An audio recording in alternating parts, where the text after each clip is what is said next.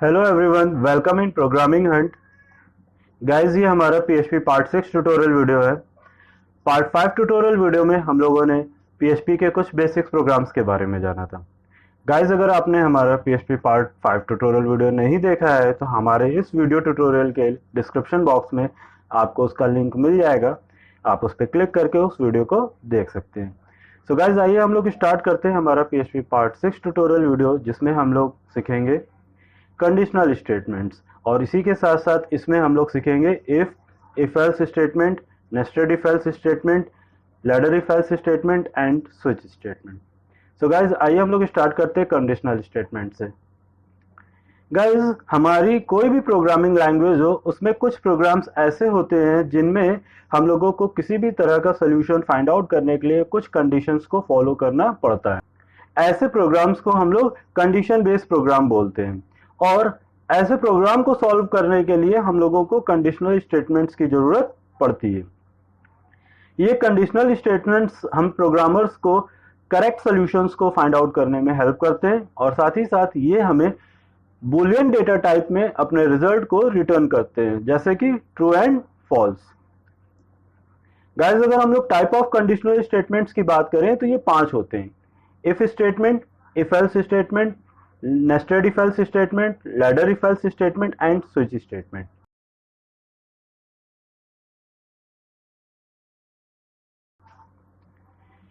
If statement की guys अगर हम लोग बात करें तो इफ स्टेटमेंट हमेशा हम लोग उन्हीं प्रोग्राम्स के साथ यूज करते हैं जहां पे जो भी कंडीशन हम लोग लगा रहे हैं उससे रिलेटेड रिजल्ट को प्रिंट कराना हो। इसके सिंटैक्स की बात करें तो इसका सिंटैक्स सिंपली है इफ एंड देन ब्रैकेट में कंडीशन, फिर curly brackets and then expression and statements. Guys, ये जो कर्ली ब्रैकेट्स हैं इन्हें हम लोग इफ बॉडी भी बोलते हैं। आइए गाइज, इसके सिंटैक्स को हम लोग एक प्रोग्राम की हेल्प से समझते हैं।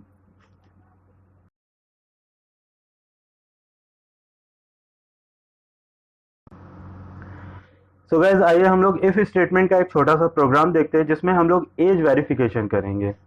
हम लोग सबसे पहले हमारा नोटपैड ओपन कर लेते हैं, Notepad plus plus, and then यहाँ पे हम लोग सबसे पहले पीएचपी टैग यूज करते हैं। यहाँ पे हम लोग एक वेरिएबल असाइन करते हैं। एज नाम का एक वेरिएबल है जिसको हम लोग वैल्यू असाइन कर रहे हैं 20, और फिर यहाँ पे हम लोगों ने इफ स्टेटमेंट यूज किया जिसमें हमने कंडीशन पास करी $age is greater than 18।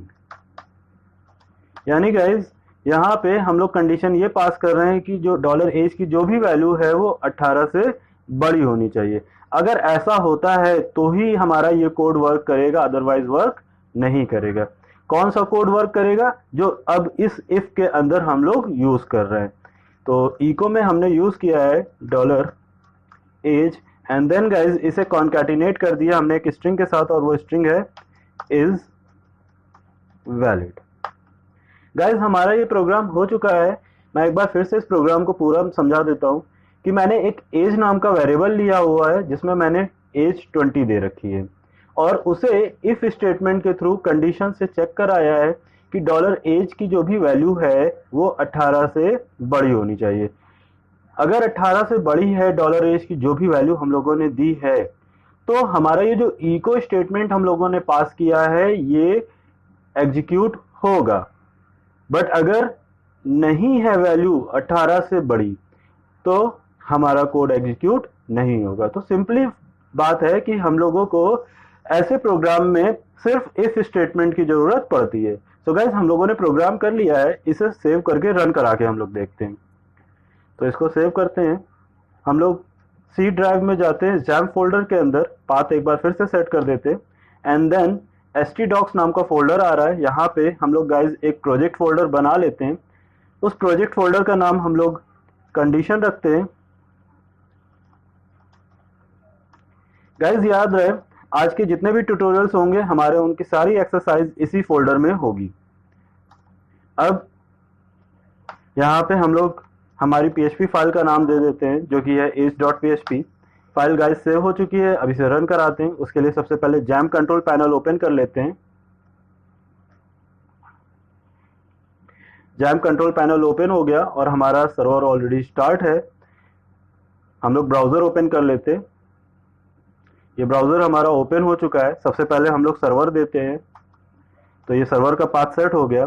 Then हमारे प्रोजेक्ट फोल्डर का नाम एंड देन हमारी फाइल का नाम।